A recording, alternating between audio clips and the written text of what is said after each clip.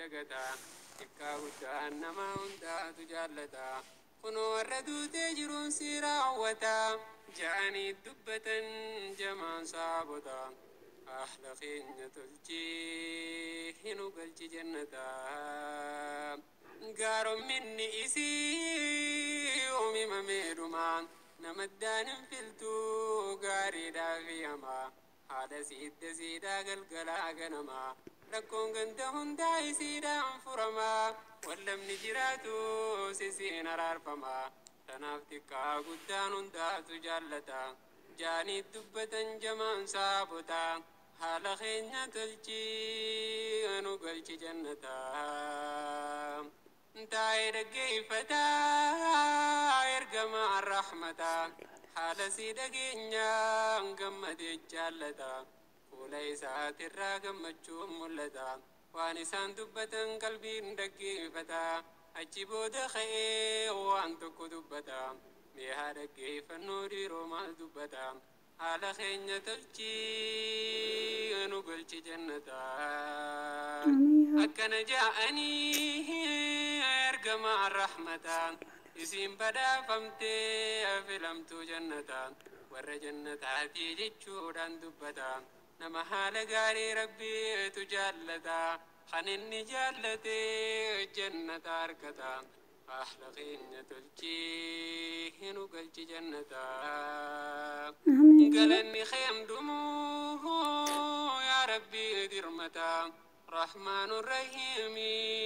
abbaa rahmata ahla keenya tolchii hinu galchi jannata haala bareedinni namayyuu irraa tola keeysaa kan dubartii kan namayyuu jaadha fagoorraa mul'ata yoo laaltu haalaadha haala bareeduutu isaan irraa tola haalii fi ollaadhaaf tanuumtu jaaladha hiituu firoomsituu tammanaa fi haadha warraa baluutu ganda hunda caala jechuun isiidhaanii hubadhaa ummata ahla keenya tolchii hinu galchi jannata dubartii yoo taate tan ammaattu haala bultii dukkanootu ammeenya golgola takkaatu nagarree waan akkasii bala abbaan mana sanii rakkoo keessa gala haalii ollaa wajjiin ganamuu wallola hiraar keessa oolee hiraar keessa bula fuulli siin diriiruu yoom namatti tola manni banaa ooluus ganamaa galgala tokko dhufeen seenuu kanaalii fi olla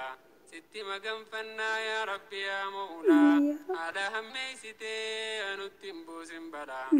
sitti himannee siin malanuu mala kan sitti iyyatee furmaata harkata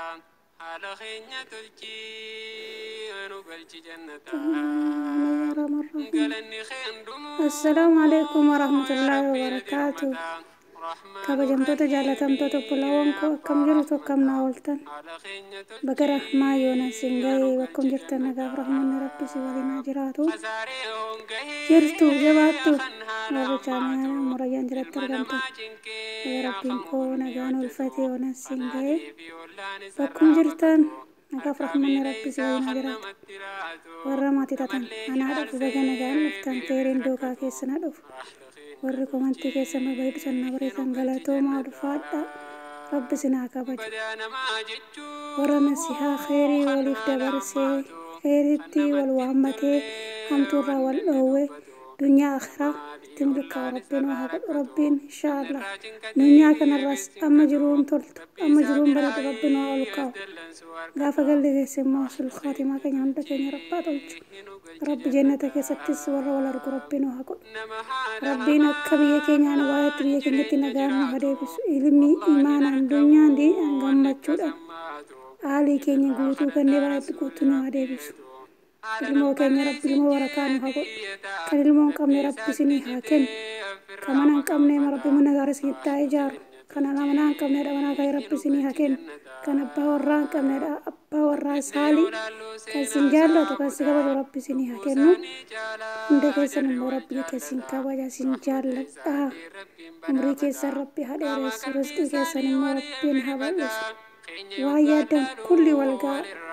waan sodaattan immoo najaa waan yeroo hundumaa du'aa isinii godha kanaaf inshaallah du'aan immoo hunda caala kanaaf najajjabeessa warri matiin taanes immoo maatii keenya ta'a bakka khairii hin baqatina bakka hamtuu ooluun dunyaa karaa kisaaradha bakka khairii way immoo maddi tokko dhageenyu yoo dannu saajirii arganna rabbirraa inshaallah hundi keenya jecha kanaaf rabbiin bakka of jaalatu nu haa oolchu hunda keenya bakka of jibbu immoo rabbiin nu haa jibbisiisu rabbi jecha sin jaaladha sin kabajaa khairii keessan haa bulaa siittiin dheeressu inshaallah kan boodiifis galee sin faana taphachaa haasa'u immoo sin jajjabeessa abdiin qaba laayikii koomentii sheerii naa godhaa inshaallah warri sabiskiraayib hin goones immoo sabiskiraayib godhaa ittiin kaffaltanuma rakkoo qaba akka keessa rabbi isinii kenne sin jaaladha sin kabajaa assalaamu alaikum warahmatullaahi wabarakaatu muslima yoo taate tuutuma jechuu bakka